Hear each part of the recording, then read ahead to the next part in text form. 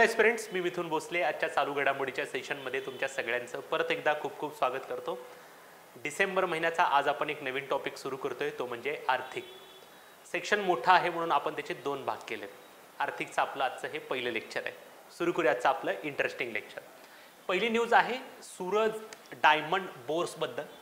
Surat diamond bourse ही एक official building आहे ज्या ठिकाणी हिरे दागिन्यांचा व्यापार त्या ठिकाणी चालणार आहे. सूरत डायमंड बोर्स काय आहे? हिरे दागिन्यांच्या आंतरराष्ट्रीय व्यापारातील जगातील सर्वात मोठी आणि आधुनिक बाजारपेठ.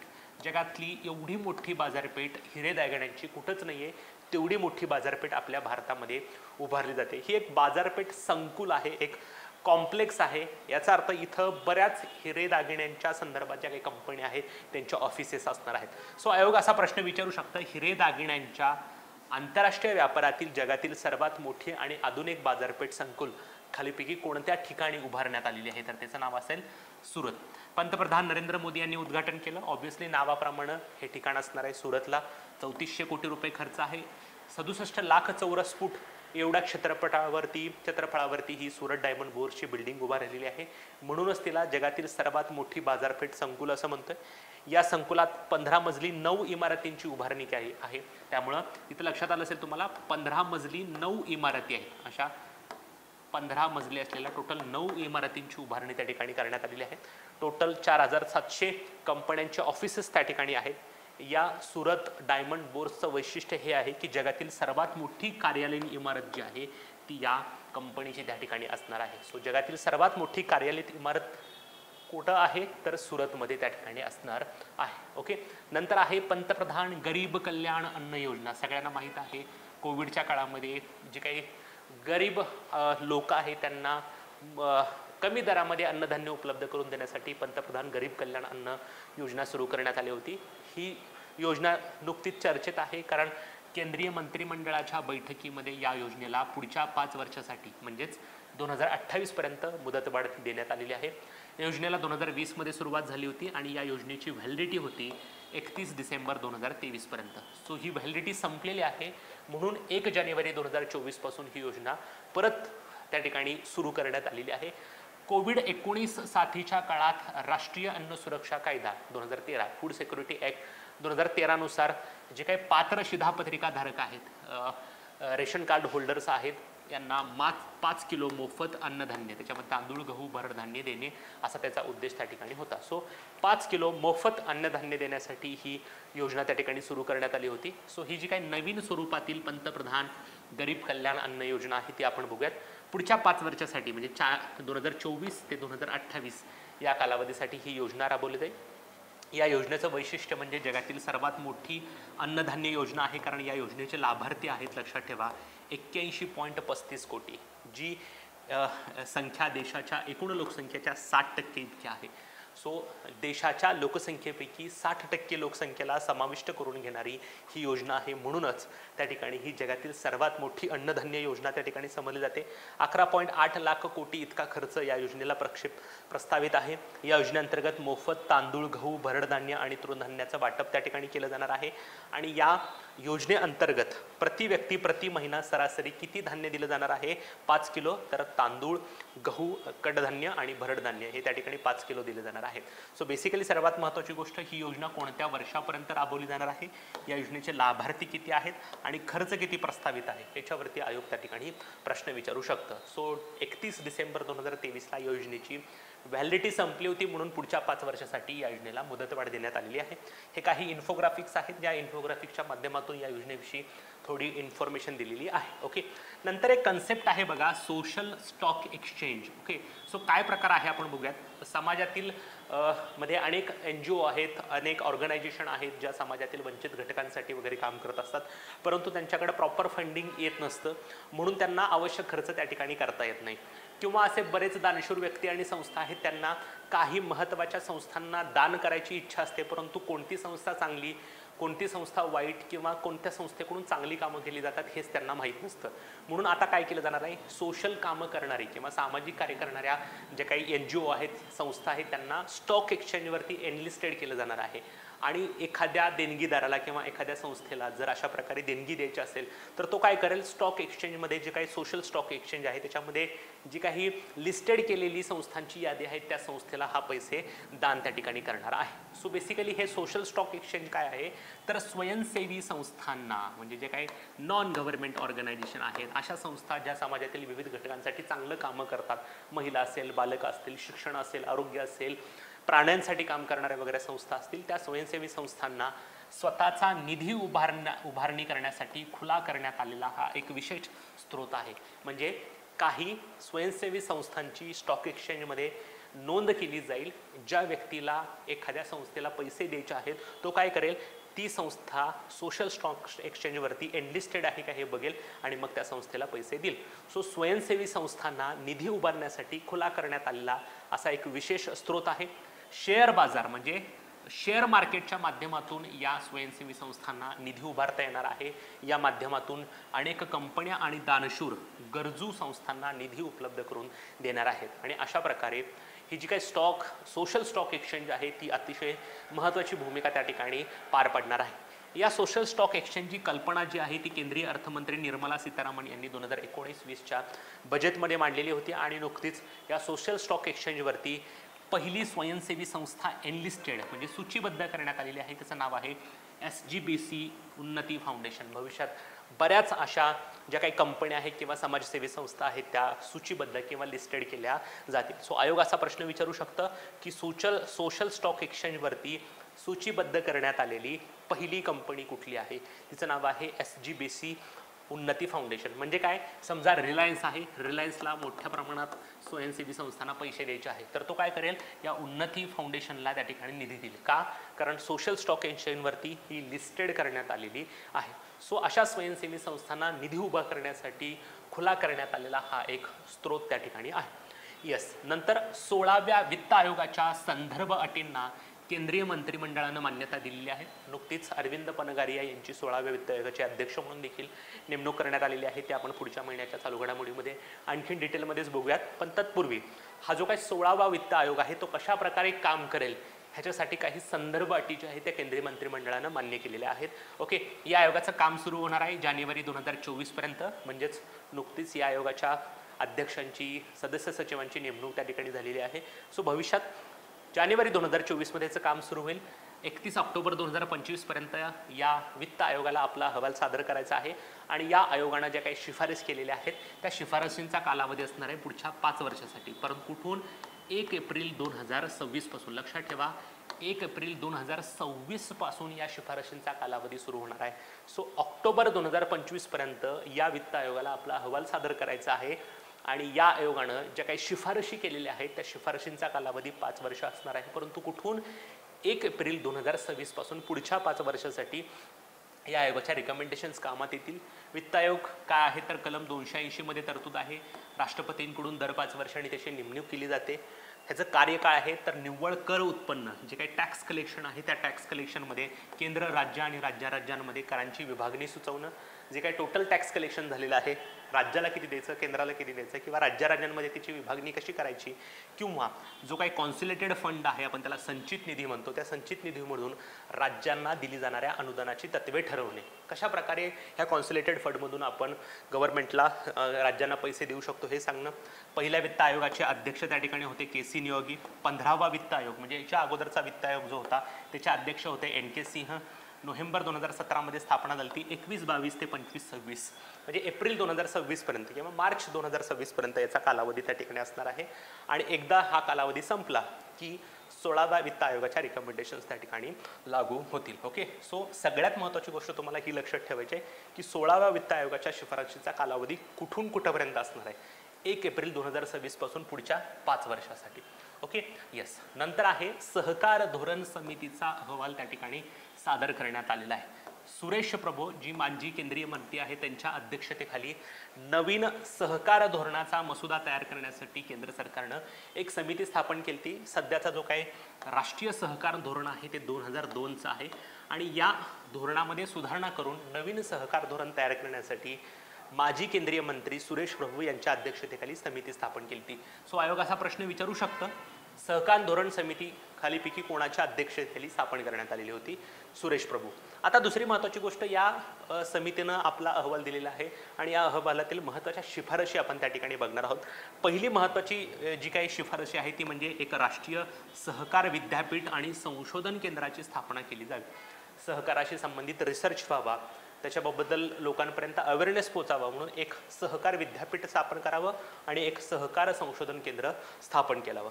नंतर देशाच्या सर्व भागामध्ये सहकार क्षेत्र सक्षम करण्यासाठी विविध सहकारी सोसायटींचे जाळे भक्कम करणे. मोठ्या प्रमाणात सहकारी सोसायटी जे आहे त्यांचं जाळं सर्व भागामध्ये विना, जेणेकरून लोकांना त्याचा लाभ घेता येईल.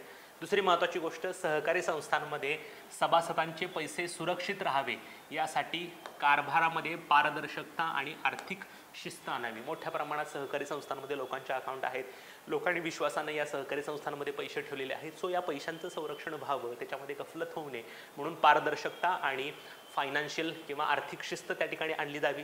नंतर ह्या ज्या काही सहकारी संस्था आहेत त्यांचं लेखापरीक्षण म्हणजे ऑडिटिंग करण्यासाठी नव्यानं मापदंड तयार करण्यात यावेत, म्हणजे नवीन निकष तयार करण्यात यावेत आणि या नवीन निकषांच्या आधारे या सहकारी संस्थांचं ऑडिटिंग केलं जावं. नंतर सर्व सहकारी संस्थांसाठी सक्तीचं डिजिटायझेशन म्हणजे सगळे रेकॉर्ड जे आहे ते डिजिटल पद्धतीने त्या ठिकाणी होतील. अलीकडे ऑनलाईन पद्धतीचा सगळीकडे वापर होतोय. सो सहकारी संस्था त्यासाठी वेगळ्या राहायला नको, सर्व सहकारी संस्थांमध्ये डिजिटायझेशन झालेलं पाहिजे. नंतर सहकारापासून दूर असलेल्या घटकांना सहकार चळवळीच्या मुक्त प्रवाहात आणणे. बऱ्याच वेळेला शेड्यूल्ड ट्राईब्स असतील, शेड्यूल्ड कास्ट असतील किंवा अतिशय दुर्गम भाग असतील, इथं सहकारी सोसायट्या त्या ठिकाणी पोहोचलेल्या नाहीत किंवा सहकारापासून ते भाग दूर राहिलेले आहेत, त्यांना सहकार चळवळीच्या मुख्य प्रवाहात आणणं.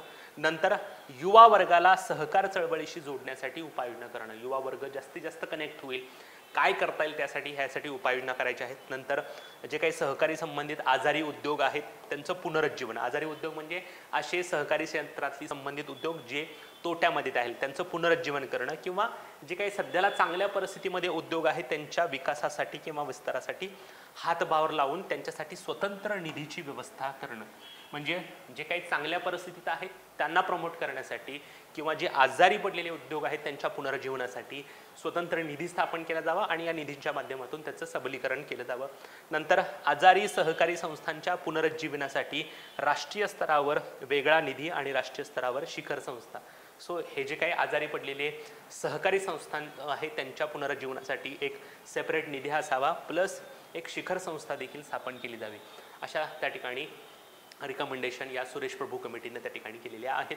नंतर महागाईचं मापन करण्यासाठी एक नवीन निर्देशांक रिलीज केलेला आहे, त्याचं नाव आहे उत्पादक किंमत निर्देशांक. आपण त्याला PPI असं देखील म्हणतो. सो PPI काय आहे तर महागाईचं मापन करणारा एक नवीन निर्देशांक आहे.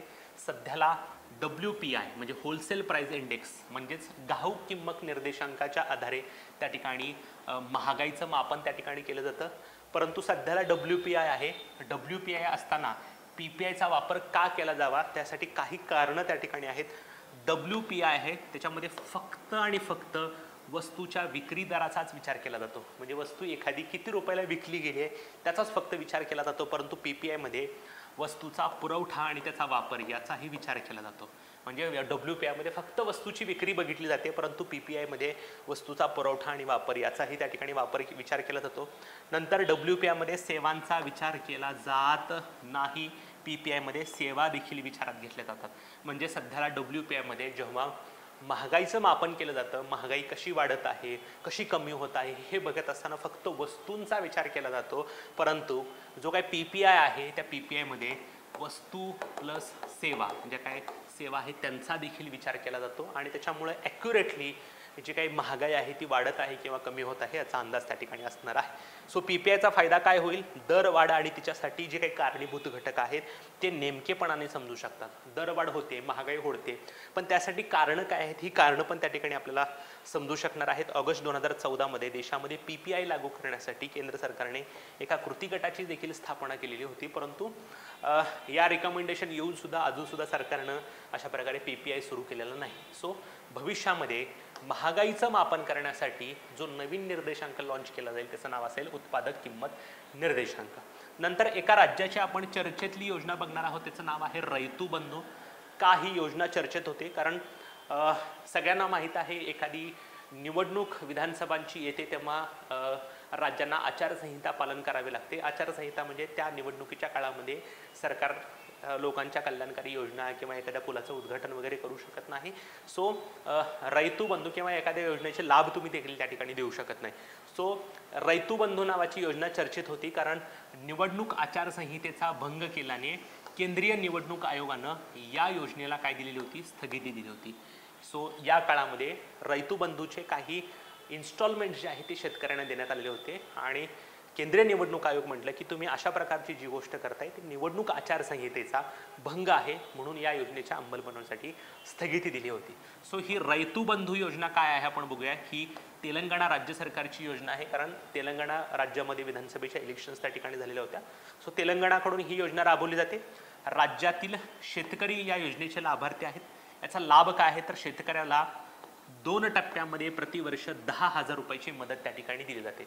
जसं आपल्या महाराष्ट्रामध्ये नमो शेतकरी महासन्मान योजना आहे, अगदी तशाच प्रकारे रैतू बंधू योजना आहे, परंतु तिथं एका शेतकऱ्याला 2 टप्प्यांमध्ये वर्षाला 10,000 रुपयाची रोख रक्कम त्या ठिकाणी दिली जाते.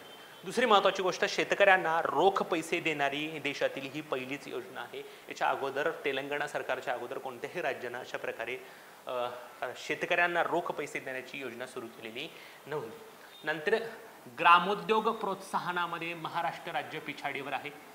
पाठीमागच्या 5 वर्षामध्ये केंद्रीय खादी आणि ग्रामोद्योग आयोगाकडे नोंदणी केलेल्या ज्या काही खादी संस्थांची संख्या आहे त्याच्यानुसार महाराष्ट्र पिछाडीवर आहे असं कळते. पाठीमागच्या 5 वर्षामध्ये 2,943 संस्थांची नोंदणी खादी व ग्रामोद्योगाकडे करण्यात आलेली आहे.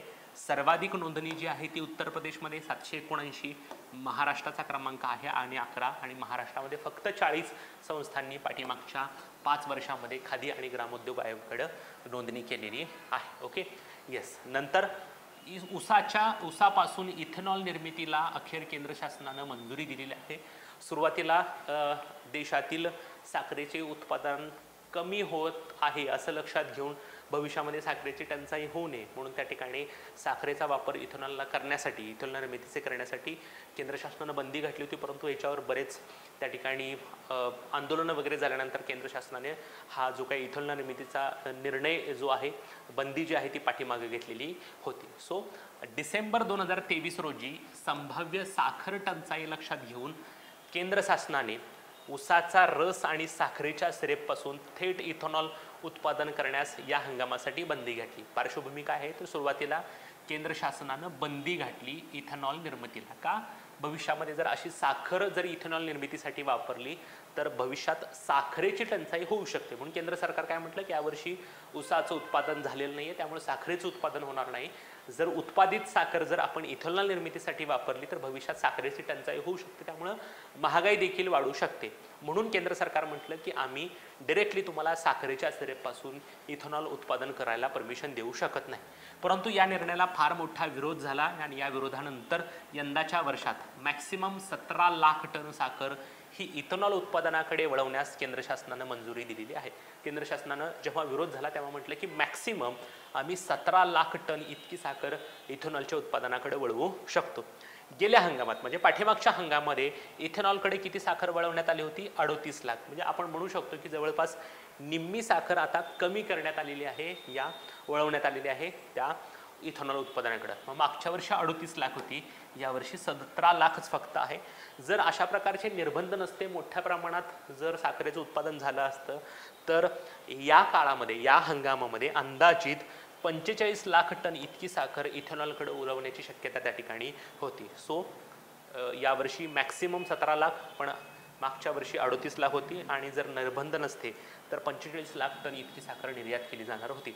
सो इथेनॉल निर्मितीवर बंदी अखेर मागे घेण्यात आलेली आहे. सो इथं इथेनॉलचे प्रोसिजर कसं होते वगैरे सगळे त्या ठिकाणी सांगण्यात आलेले आहे. सो इथेनॉल काय आहे तर हा एक बायोफ्युएलचा प्रकार आहे. जी काही ऊस आहे त्या ऊसाच्या मळीपासून किंवा साखरेच्या सिरपपासून त्याचं उत्पादन केलं जातं. सो प्रामुख्यानं निर्मिती साखर कारखान्यामध्ये तयार होणारी मळी त्याच्यावर प्रक्रिया करून किंवा साखरेच्या सिरपपासून, या 2 गोष्टीपासून इथेनॉलची निर्मिती त्या ठिकाणी केली जाते. ऊसाबरोबर तांदूळ, मका, ज्वारी, बाजरीसारख्या धान्यापासून इथेनॉल बनवण्यावर प्रयोग सुरू आहेत. सध्या फक्त ऊसापासूनच बनवतो, परंतु काही जे काही धनधान्य आहेत त्यांच्यापासून देखील आपण इथेनॉलचं उत्पादन करू शकतो. केंद्र सरकारने टार्गेट काय ठेवलंय? 2025-26 पर्यंत पेट्रोलमध्ये 20% इथेनॉलचं ब्लेंडिंग करणं. म्हणजे सध्याला तुम्ही जे काही इथेनॉल ब्लेंडिंग आहे ते इथेनॉल ब्लेंडिंग किती आहे 10%. म्हणजे जर तुम्ही 1 लिटर पेट्रोल घेतलं तर 1 लिटर पेट्रोलमध्ये 90% भाग हा पेट्रोलचा असतो, तर 10% भाग हा इथेनॉलचा असतो. भविष्यात हे 10% ब्लेंडिंग वाढवून 20% इतकं करण्यात आलेलं आहे. परंतु सध्याला काही ठिकाणाच्या पेट्रोल पंपांवरती 20% इथेनॉल ब्लेंडिंग सुरू झालेलं आहे. सो भविष्यामध्ये इथेनॉलचा वापर पेट्रोल ब्लेंडिंगसाठी आणखीन जास्त केला जाणार आहे, रादर दुप्पट केला जाणार आहे. सो सध्याला पेट्रोलमध्ये इथेनॉलचं ब्लेंडिंग किती केलं जातं 10%, ते भविष्यात वाढून किती केलं जाणार आहे 20% इतकं ब्लेंडिंग केलं जाणार आहे. त्यामुळं भविष्यात आणखीन रिक्वायरमेंट वाढणार आहे. Okay, yes. नंतर आहे महत्त्वपूर्ण आणि धोरणात्मक खनिजांच्या पहिल्या टप्प्याचा लिलाव त्या ठिकाणी पार पडलेला आहे. सो हे महत्त्वपूर्ण आणि धोरणात्मक, आपण त्याला क्रिटिकल आणि स्ट्रॅटेजिक मिनरल्स म्हणजे काय हे पण बघणार आहोत. परंतु पहिल्यांदाच अशा प्रकारे भारतामध्ये क्रिटिकल अँड स्ट्रॅटेजिक मिनरल्स जी काय संबंधित खनिज आहे त्यांचा पहिल्या टप्प्याचा लिलाव त्या ठिकाणी पार पडलेला आहे. या लिलावाची घोषणा ऑप्शन कोणी केलेली आहे तर केंद्रीय खाण मंत्रालयानं उद्घाटन केलं. प्रल्हाद जोशी केंद्रीय कोळसा आणि खाण मंत्री आहेत. या टोटल जे काही लिलाव आहे त्या लिलावामध्ये टोटल 20 ब्लॉक्सचा समावेश आहे, लक्षात ठेवा. सो असे 20 ब्लॉक्स म्हणजे 20 ठिकाणं आहेत, ज्या 20 ठिकाणांचा लिलाव त्या ठिकाणी होणार आहे. आणि सर्वात महत्त्वाची गोष्ट, हे ब्लॉक्स 8 राज्य आणि केंद्रशासित प्रदेशामध्ये आहेत. त्याच्यामध्ये बिहार, छत्तीसगड, गुजरात, झारखंड, ओडिशा, तामिळनाडू, उत्तर प्रदेश आणि जम्मू काश्मीर, म्हणजे 7 राज्य आणि एका केंद्रशासित प्रदेशामध्ये अशा प्रकारचं हे जे काही मिनरल्स आहेत त्यांचा लिलाव होणार आहे. लिलावात कोणती कोणती खनिज आहेत, ग्लाकोनाइट, ग्राफाइट, पोटॅश, निकेल, प्लॅटिनम वर्गातील खनिज, lithium, rare earth elements, molybdenum आणि फॉस्फोराइट्स, या काही खनिजांचा समावेश आहे ज्यांच्या माध्यमातून त्याचं काय केलं जाणार आहे, ऑक्शन केलं जाणार आहे. ऑनलाईन पद्धतीनेच ह्याचं आयोजन केलं जाईल. ह्याचा फायदा काय होईल तर देशाच्या अर्थव्यवस्थेला चालना मिळेल, राष्ट्राची सुरक्षित वाढ होईल आणि स्वच्छ ऊर्जा भविष्याकडे संक्रमणास समर्थन मिळेल. कारण आपण 2030 पर्यंत मोठ्या प्रमाणात जी काही आपली ऊर्जेची डिमांड आहे ती अपारंपरिक ऊर्जा स्रोतापासून मिळवणार आहे. सो भविष्यात आपल्याला क्लीन एनर्जीसाठी देखील या खनिजांचा फायदा त्या ठिकाणी होणार आहे. सो भारताचं लक्ष काय आहे तर भारताचं लक्ष आहे 2030 पर्यंत देशातील एकत्रित विद्युत ऊर्जा स्थापित क्षमतेच्या 50% ऊर्जा ही अपारंपरिक स्रोतांपासून साध्य करणे. अपारंपरिक म्हणजे सौर ऊर्जा असेल त्या ठिकाणी किंवा तुमची पवन ऊर्जा असेल. सो 2030 मध्ये आपल्याला जेवढी काही एनर्जी डिमांड असणार आहे त्या एनर्जीच्या डिमांडपैकी 50% डिमांड ही आपण अपारंपरिक ऊर्जा स्रोतापासून त्या ठिकाणी साध्य करणार आहोत. त्याच्यामुळं हे उद्दिष्ट आपल्याला साध्य करण्यासाठी अशा प्रकारचा जो काही आपण लिलाव केलेला आहे तो कामात येणार आहे. क्रिटिकल्स मिनरल्स म्हणजे गंभीर खनिजे म्हणजे काय तर देशाचा आर्थिक विकास आणि राष्ट्रीय सुरक्षेसाठी आवश्यक असलेली जी खनिज असतात त्यांना त्या ठिकाणी क्रिटिकल्स मिनरल्स म्हणतात. जर या खनिजांची उपलब्धता नसेल किंवा काही भौगोलिक स्थानांमध्ये याचं उत्खनन किंवा प्रक्रियेचं केंद्रीकरण झालं असेल तर सप्लाय चेनमध्ये याच्यामुळं किंवा असुरक्षा येऊ शकते किंवा पुरवठा खंडित होऊ शकतो. म्हणजे ही अतिशय महत्त्वाची असलेली खनिजे आहे ज्याच्या माध्यमातून देशाची सुरक्षा किंवा आर्थिक विकास होऊ शकतो. परंतु जर या खनिजांची उपलब्धता नसणं किंवा एका विशिष्ट क्षेत्रामध्ये या खनिजांचं केंद्रीकरण होत असेल तर पुरवठा साखळीमध्ये असुरक्षा निर्माण होऊ शकते आणि पुरवठा देखील खंडित होऊ शकतो. Okay, yes. नंतर आहे उत्तर प्रदेश राज्यातील पहिली वॉटर मेट्रो. ओके, अयोध्या इथं जे काही राम मंदिर उभारलं जाते तिथं शरयू नदीमध्ये अशा प्रकारची उत्तर प्रदेश राज्यातील पहिली वॉटर मेट्रोचं अनावरण पंतप्रधान नरेंद्र मोदी यांच्या हस्ते 22 जानेवारी 2024 रोजी केलं जाणार आहे. गुप्तर घाट ते नया घाट या दरम्यान हा पहिली वॉटर मेट्रो असेल. 50 इतकी आसन क्षमता आहे म्हणजे सिटिंग कपॅसिटी. कोचियन शिपयार्ड लिमिटेडनं या वॉटर मेट्रोचं उत्पादन त्या ठिकाणी केलेलं आहे. वॉटर मेट्रो असलेलं देशातलं पहिलं शहर आहे कोची. या ठिकाणी पहिली वॉटर मेट्रो सुरू करण्यात आली होती आणि त्याच्यानंतर आता उत्तर प्रदेश राज्यातील पहिली म्हणजे देशातील दुसरी वॉटर मेट्रो जी आहे ती अयोध्या या ठिकाणी उभारली जाणार आहे. ओके, चलो नेहमीप्रमाणे आपण क्विक रिव्हिजन करूयात, बघूयात आपण काय काय त्या ठिकाणी शिकलेलो आहात. पहिल्यांदा आपण बघितलं सुरत डायमंड बोर्स ही हिरे दागिन्यांच्या व्यापारातील जगातील सर्वात मोठी आणि अत्याधुनिक बाजारपेठ संकुल आहे. मोदींनी त्याचं उद्घाटन केले. 3400 कोटी रुपये खर्च त्या ठिकाणी आहे. 37 लाख चौरस फूट इतकं क्षेत्रफळ आहे. 15 मजली 9 इमारती त्या ठिकाणी आहेत. 4700 ऑफिसेस त्या ठिकाणी आहेत आणि जगातली सर्वात मोठी कार्यालयीन इमारत असलेली ही कंपनी त्या ठिकाणी आहे. पंतप्रधान गरीब कल्याण अन्न योजना या योजनेची मुदत जी आहे ती 31 डिसेंबर 2023ला संपली आणि फायनली केंद्रीय मंत्रिमंडळानं या योजनेला मुदतवाढ दिलेली आहे पुढच्या 5 वर्षासाठी. सो 2028 पर्यंत ही योजना परत एकदा चालू राहणार आहे. कोविड 2019च्या काळामध्ये कोविड 2020च्या काळामध्ये अन्न सुरक्षा कायद्याअंतर्गत गरिबांना मोफत अन्नधान्य उपलब्ध करून देण्यासाठी ही योजना सुरू करण्यात आली होती. सो ही जी काही योजना आहे तिचा नवीन कालावधी असणार आहे 1 जानेवारी 2024 ते 31 डिसेंबर 2028 म्हणजे 5 वर्षापर्यंत. या योजनेचं वैशिष्ट्य म्हणजे जगातील सर्वात मोठी अन्नधान्य योजना आहे, कारण फार मोठ्या लोकसंख्येला समाविष्ट करून घेते. 81.35 कोटी जी एकूण भारताच्या लोकसंख्येच्या 60% आहे. 11.8 लाख कोटी इतका खर्च आहे. तांदूळ, गहू, भरडधान्य आणि तृणधान्याचं मोफत वाटप केलं जाणार आहे 5 किलो. एका व्यक्तीला एका महिन्यासाठी 5 किलो धान्य त्या ठिकाणी दिलं जाणार आहे. ओके. नंतर त्या ठिकाणी आहे सोशल स्टॉक एक्सचेंज. स्वयंसेवी संस्थांना निधी उपलब्ध करून देण्यासाठी खुला करण्यात आलेला हा स्रोत आहे, ज्याच्या माध्यमातून एखादी समाजसेवी कंपनी संस्था त्या सोशल स्टॉक एक्सचेंजवरती त्या ठिकाणी आपली नोंदणी करू शकते. त्याच्या माध्यमातून हे जे काही कंपन्या आणि दानशूर लोक आहेत त्या गरजू संस्थांना निधी उपलब्ध करून देतील. 19-20च्या अर्थसंकल्पामध्ये केंद्रीय अर्थमंत्री निर्मला सीतारामन यांनी ही संकल्पना मांडली होती. या सोशल स्टॉक एक्सचेंजवरती लिस्टेड करण्यात आलेली भारतातली पहिली स्वयंसेवी संस्था आहे SGBC उन्नती फाउंडेशन. 16व्या वित्त आयोगाच्या संदर्भाटींना केंद्रीय मंत्रिमंडळानं मान्यता दिलेली आहे. या आयोगाची स्थापना सुरू झालेली असून जानेवारी 2024मध्ये या आयोगानं काम पण सुरू केलेलं आहे. 31 ऑक्टोबर 2025 पर्यंत हा आयोग आपला अहवाल सादर करणार आहे आणि या आयोगाने केलेल्या शिफारशीचा कालावधी 1 एप्रिल 2026 पासून पुढच्या 5 वर्षासाठी असणार आहे. कलम 280 अंतर्गत वित्त आयोगाची तरतूद आहे. राष्ट्रपती दर 5 वर्षांनी याची स्थापना करतात. जो काही टॅक्स कलेक्शन आहे त्या टॅक्स कलेक्शनची विभागणी केंद्र, राज्य आणि राज्यांमध्ये कशी करावी ह्याच्या विभागणी त्या ठिकाणी सुचवतं. पहिल्या वित्त आयोगाचे अध्यक्ष होते KC नियोगी. 15व्या वित्त आयोगाचे अध्यक्ष होते NK सिंह. नोव्हेंबर 2017मध्ये स्थापना झाली ती. 21-22 ते 25-26 असा त्याचा कालखंड होता. सहकार धोरण ठरवण्यासाठी सुरेश प्रभू यांच्या अध्यक्षतेखाली समिती स्थापन करण्यात आली होती. त्यांनी आपल्या शिफारशी त्या ठिकाणी सरकारला रिकमेंड केलेल्या आहेत. काय आहेत? सहकार विद्यापीठ आणि संशोधन केंद्राची स्थापना करावी. सहकार क्षेत्र सक्षम करण्यासाठी सहकारी सेवा सोसायटीचं जाळं भक्कम करावं. सभासदांचे पैसे सुरक्षित राहावं म्हणून पारदर्शकता आणि आर्थिक शिस्त आणावी. ऑडिटिंगसाठी नवीन मापदंड ठरवावे. डिजिटायझेशन करावं. जे काही सहकारापासून दूर राहिलेले आहेत त्यांना मुख्य प्रवाहात आणावं. युवा वर्गाला जोडावं कसं यासाठी रिकमेंडेशन केलेलं आहे. आजारी उद्योगांचं पुनरुज्जीवन आणि चांगल्या उद्योगांना विस्तारासाठी एक सेपरेट निधी स्थापन केला जाईल. महागाईचं मापन करण्यासाठी PPI नावाचा एक नवीन इंडेक्स त्या ठिकाणी आणला जातोय. सध्याला महागाईचं मापन करण्यासाठी होलसेल प्राइस इंडेक्स मांडला जातो. PPIचा फायदा काय होणार आहे तर दरवाढ आणि त्याच्यासाठी कारणीभूत असलेल्या गोष्टी आपल्याला नेमकेपणानं समजणार आहे. नंतर रैतू बंधू नावाची योजना चर्चेत होती जी तेलंगणा राज्य सरकारची आहे. निवडणूक आचारसंहितेचा भंग केल्याने निवडणूक आयोगानं या योजनेला स्थगिती त्या ठिकाणी दिलेली होती.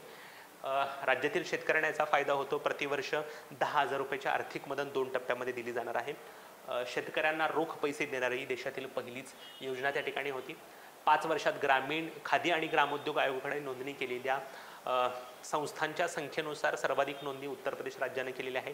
महाराष्ट्रात 40 उद्योगांची नोंदणी त्या ठिकाणी करण्यात आलेली आहे. महाराष्ट्राचा क्रमांक 11वा आहे.